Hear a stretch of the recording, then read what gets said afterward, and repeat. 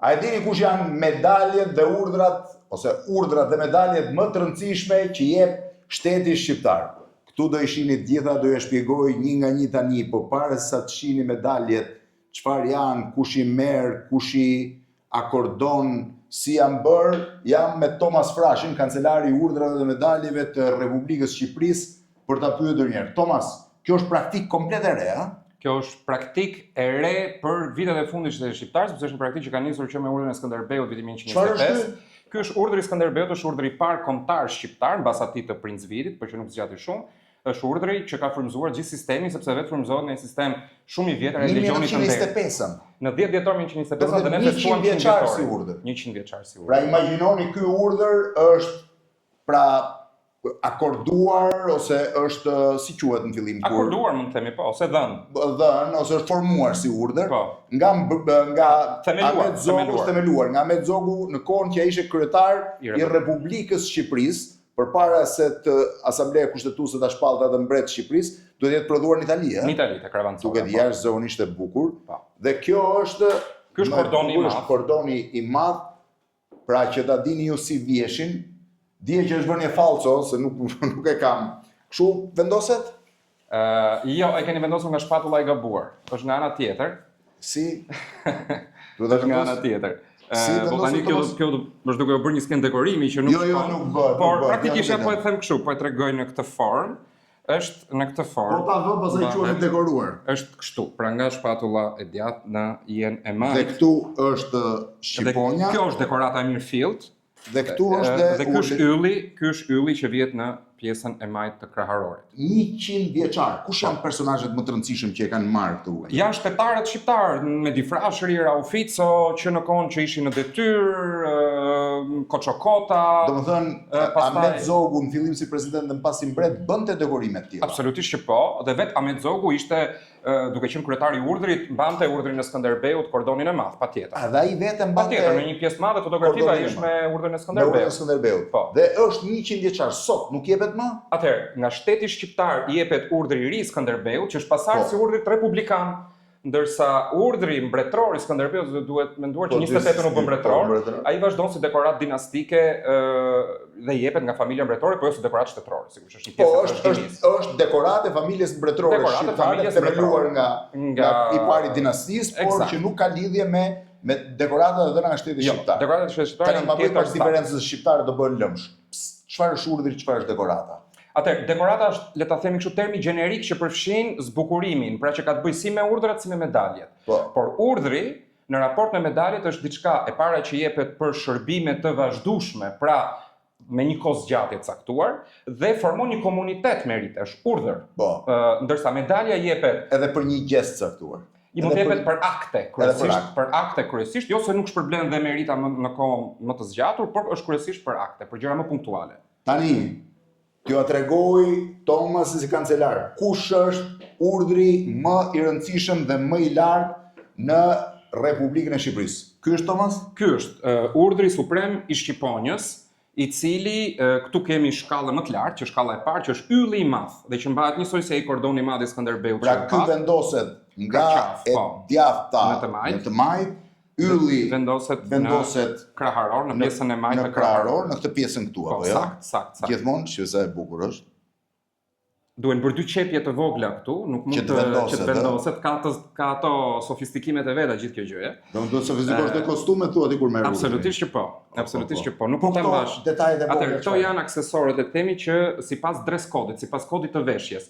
Rozeta që është këtu duhet mbahet në përditshmëri nga anëtarët e urdhrit, që tregon për çdo që ai është dekoruar me këtë urdhër dhe ka këtë nderim.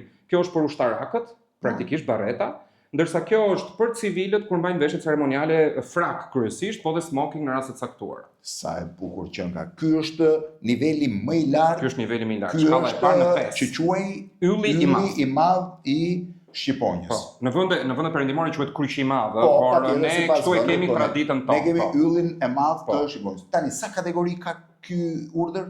5 shkallë. Kjo është shkalla e parë. Këta janë përfituesit e nivelit më të lartë. Më po quhemi meritorët. Me shërbime që janë praktikisht mbi 50 vjet në sensin, po.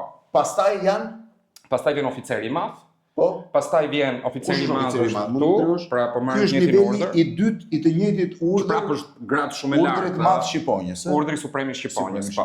Dhe ja këtu është dhe detaj, për shembull ata që shikojnë, nëse kanapeja siç quhet është e artë atje, këtu është e ardhur argjend. Tregon që nuk është i plotë. Pra ky është niveli i dytë. Ky është niveli i dytë, oficeri i madh. Është goxha më i vogël për ta bërë dallimin. Po, është më i vogël dhe më i varfër në thonjza sepse nuk ka shqiponjat anash. Shqipeni se si janë në diferencim dhe nuk ka shqiponja këtu, që ka urdhri i parë, domethënë ka shkalla e parë, po. Ky është shkalla e dytë. Po e treta që të shohim vetëm një urdhër. Shkalla e tretë është komandari. Ky është komandari, i cili është si oficer i madh që pa yllin. Po nuk ka yllin që vendoset në sepse gjithmonë vjen dhe humbet diçka duke zbritur në shkallë. Po, patjetër. Por duhet kuptuar që shkallët janë ngjitse. Pra, dikush që dekorohet në parim duhet filloj me gradën më të ulët. Po pastaj kush është i katërti? Atëri i katërti është oficeri. Ky është oficeri, i cili mbahet në kraharor, jo më në qafë. Ai varet këtu si dhe është më i vogël dhe nuk është me 8 cepa, po me 6. Pra fillon me i fundit fare? Dhe i fundit fare është shkalla, le të themi fillestare, që është kalorsi, që siç e shikoni është i argjenduar dhe jo i praruar. I mungon çerniera që është për krenarja Skënderbeu. Kush ka prodhuar këto pirro? Atëherë një argjendar Pirro i pas ka prodhuar se nuk e thot Thomas. I cili ka pasur atë elegancën profesionale që e kanë pak njerëz që nuk e ka vënë emrin në kuti. Në kuti. Ndërkohë që urdhri i dytë kishte 5 shkallë. Urdhri i dytë më i rëndësishëm është urdhri Skënderbeut republikan, pra i cili është frymzuar nga urdhri është vazhduesi i urdhrit republikan. Është vazhduesi republikanit. Po mirë, është vazhduesi republikan, do thotë, nëse ju keni urdhrin dhe shnoni emrat, shnoni dhe emrat që kanë pasur urdhrin republikan në vitet 25-28. Po, regjistrat e kancelarisë kanë të gjithë të deponuar sot është në një kategori me Edi Durhamin apo Justin Godard. Absolutisht po. Atëherë, kjo është dhe e bukur e këtyre urdhrave, sepse bëjnë të takohen e kaluara dhe ky është niveli i dytë. Ky është i pari për këtë urdhër. Jo, urdhri i dytë po quaj si rëndësi. Dhe ky ka po ashtu 5 nën kategori të veta. Sakt. Dhe ky është i treti. Ky është pak më i veçantë. Ku dallojnë këto të dy nga njëri? Ky është pak më i veçantë sepse nëse ato jepen për të gjitha meritat civile, ushtarake etj, ky jepet kryesisht për meritat e krijimtarisë, kanë bërë me krijimtarinë, si nxënien kulturore. Pra, që thua dhe njerëz kulturës, artit, të cilët nuk do ta gjenin veten. Jo, mund ta gjejnë veten, po duhet ta fillojnë një herë nga këtu. Po, që të shkojnë pastaj te urdhri. Dhe pastaj sepse ato janë të hapur për të gjithë. Po ky sa nën kategori ka? Ky ka 3. Ky ka 3, nuk ka 5, ka 3, sepse është dhe ideja që kjo pjesë, le të themi, e njerëzve që kanë merita nuk duhet të mbyllen brenda këtij urdhri. Pra praktikisht duhet të kalojnë nëse kanë merita të reja, sepse duhet të dini këtë gjë. Për çdo klasë që ti ka përcen dhe për çdo urdhër që ti ka përcen, duhet të justifikosh gjithmonë merita të reja. Jo meritat që ke pasur. Jo gjithë karriera jote. Ajo është dekoruar një herë. Duhet të justifikosh meritat të reja. Si keni ardhur këtë? Kush i ka dizenjuar? Kush e ka pasur idenë? Kto i ka dizenjuar idenë? Ka pasur ndonjë model? Atëherë, modelet kanë qenë, le të themi, të vizatuar ose në render. Por ideja është që kur ti bën dekorata, duhet ti pikturosh një herë. Kështu bëhet.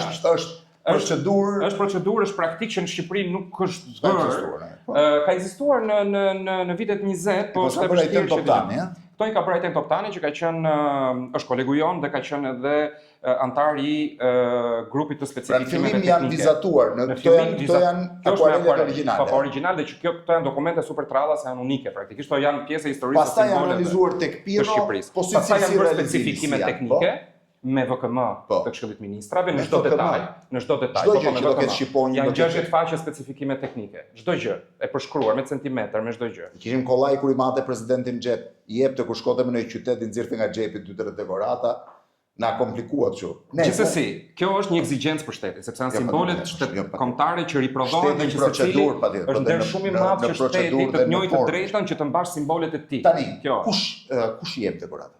Atëherë, dekoratat i jep me dekret. Urdhrat dhe medalet presidenciale presidenti i Republikës që është kryetari i urdhrave kudo në botë. Pastaj ka një medalje që jepet nga kryeministri i Shqipërisë që është më parë, që është medalja e mirënjohjes publike, medalje shumë e rëndësishme, sepse duhet të thënë që edhe në kohën kur pati ato probleme në Shqipëri me dekoratat e saj, këtë dekorat pranonin shefat e shteteve dhe të qeverive, ndërkohë që refuzonin deri diku me kortezi urdhrat që ishin më të lartë se kjo dekorat. Dhe kjo është revolucionare për reformën ku kemi ardhur sot. Si merret dekorata, kush e cakton Se kujt I takon çfarë? Atëherë, secili sipas asaj që thot ligji se kush propozon, janë disa autoritete, ekziston dhe nisma qytetare, pra secili mund të propozojë dikë për dekorim. Ka një institucion të ri sot, që është Kancelaria e Urdhrave dhe Medaljeve, me një kolegj. Sa veta ka kolegji? Kolegji ka 9 veta, të cilët shqyrtojnë çdo dosje të meritave, realisht për të akredituar që ato merita janë reale. Kësaj, apo dhe për të ndarë dhe shkallët dhe tjera, duhet të thënë që presidenti ka një komision, po themi një kanceleri permanent, të një niveli shumë të lartë, brenda kancelerisë. Brenda kancelerisë, kanceleri është dhe administrata që merret me dekoratat, me arkivat, me çdo gjë. Duhet të thënë që Presidenti i Republikës në ligj ka një numër të reduktuar që mund t'i japi motu proprio, siç quhet, që ju njihet kudo presidentëve në botë, por është shumë e limituar. Dhe një gjë blendi është shumë e rëndësishme. Të gjitha dekoratat që ju shikoni janë të kontingjentuara në numër për çdo vit.